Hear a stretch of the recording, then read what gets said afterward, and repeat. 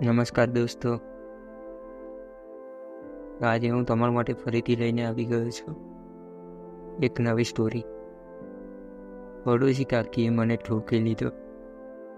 આ વાત થોડા દિવસ પહેલાંની છે. સાંજનો સમય હતો. હું ઘરે એકલો જ હતો. તેવામાં મારા પાડોશમાં રહેતી કાકીએ મને અવાજ આપ્યો કે ક્યાં છે, ઘરે આવને, કામ છે થોડું. અને હું જતો રહ્યો. તે ફક્ત કહેવામાં કાકી હતી. ખરેખર તો તેના જેવો બાલ આખા મોહલ્લામાં ન હતો. તેની મોટી મોટી ડેકી તો જ્યારે એ ચાલતી હતી ત્યારે જોવાની મજા આવતી હતી. તેના સંતરા તો જાણે બહાર આવવા કૂદતા હોય તેવું લાગતું હતું. પણ એના ઉપર હાથ મૂકવામાં મજા ન હતી. તેનું મગજ કાયમ ગરમ રહેતું. તેથી હું તેનાથી દૂર જ રહેતો હતો.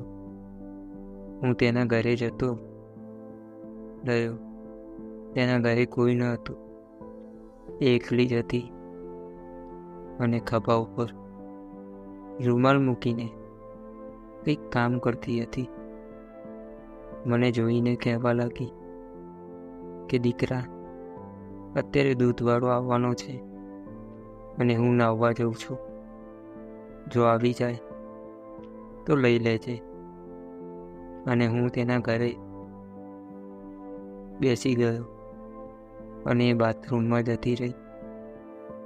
થોડી વાર પછી તેણે અવાજ લગાવ્યો કે બેસા પલંગ ઉપર, મારા કપડાં છે, મને આપી દે. હું ભૂલી ગઈ છું અને હું તેના બેડરૂમમાં ગયો. કપડાં ઊંચક્યા તો તેમાં 2 બ્રા અને પેન્ટી હતી.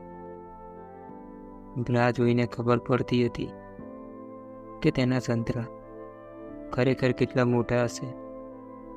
અને તેની પેન્ટી જોઈ તો પોપટ જ ઊભો થઈ ગયો. મેં તેણે કપડાં આપી દીધા.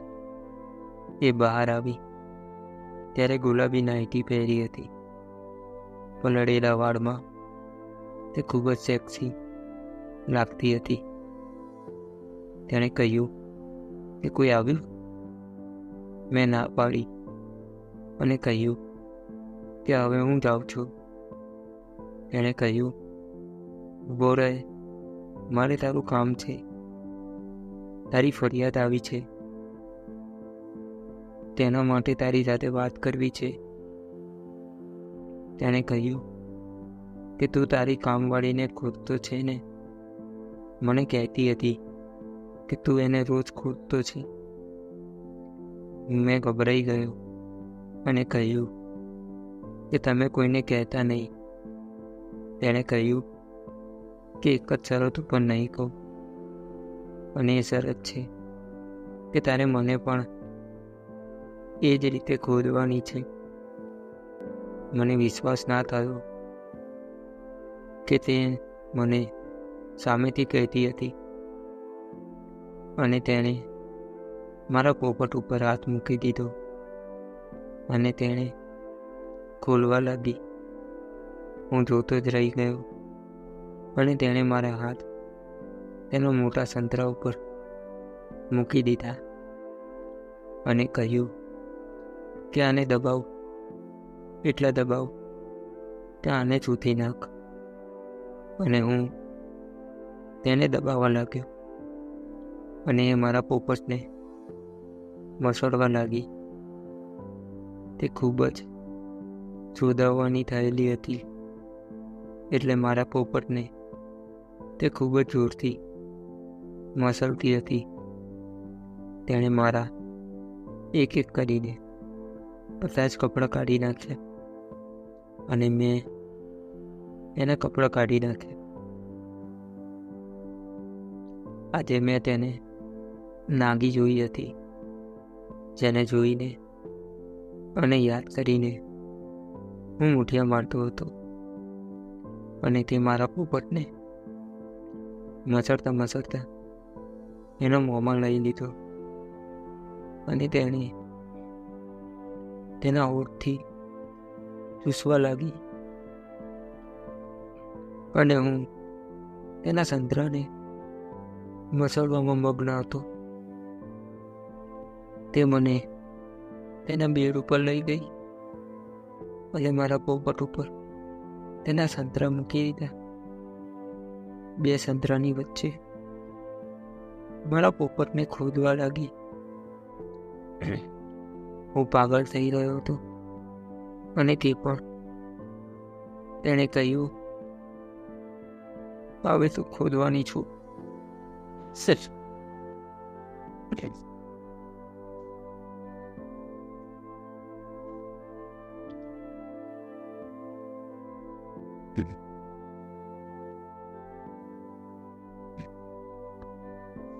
એણે કહ્યું કે આને દબાવ, એટલા દબાવ કે આને સૂંધી નાખ. અને એણે દબાવવા લાગી અને મેં મારા પોપટને મસળવા લાગી. એ ખૂબ જ છૂટાવાની થયેલી હતી એટલે મારા પોપટને એ ખૂબ જોરથી મસળતી હતી. તેણે મારા એક એક કરીને બધા જ કપડાં કાઢી નાખ્યા અને મેં એના કપડાં કાઢી નાખ્યા. આજે મેં તેને નાખી જોઈ હતી, જેને જોઈને અને યાદ કરીને હું મુઠિયા મારતો હતો. અને તે મારા પોપટને મસળતા મસળતા એના મોંમાં લઈ લીધો અને તેણે તેના હોઠથી ચૂસવા લાગી અને હું તેના સંતરાને મસળવામાં મગ્ન હતો. તે મને તેના બેડ ઉપર લઈ ગઈ અને મારા પોપટ ઉપર તેના સંતરાને મૂકી દીધા અને બે સંતરાની વચ્ચેથી મારા પોપટને ખોદવા લાગી. હું પાગલ થઈ રહ્યો હતો અને તે પણ. તેણે કહ્યું, હવે તને ખોદવાની છું. હવે મારાથી સહેવાય તેવું નથી. અને તેણે મારા પોપટ ઉપર તેની ગુફાને મૂકી દીધી અને મારા પોપટને એક જ ઝટકામાં તેની ગુફામાં નાખી દીધી. અને તેણે ખોદવા લાગી અને મારો આખો પોપટ તેની ગુફામાં સમાઈ ગયો અને જોર જોરથી ઝટકા મારવા લાગી. મેં તેને કમરમાંથી પકડી અને સુવડાવી દીધી અને તેની ગુફામાં પોપટ નાખીને તેની ગુફાની મજા લેવા લાગ્યો. અમે 20 મિનિટથી કૂદાવતા હતા. હવે તેનું પાણી પડવાનું હતું. તેણે કહ્યું, બેટા જોર જોરથી કૂદ, તારી કાકીનું પડી જવાનું છે. તારી કાકીને આજે ખુશ કરી દે, મારી ગુફાની આગને ઠંડી કરી દે. અને હું કરવા લાગ્યો અને મારું પણ પડવાનું હતું. તેણે કહ્યું, મારી ગુફાની અંદર જ નાખી દે. અને અમે બંને એકસાથે ઠંડા થઈ ગયા. તેની ગુફા અમારા બંનેના પાણીથી છલોછલ થઈ ગઈ.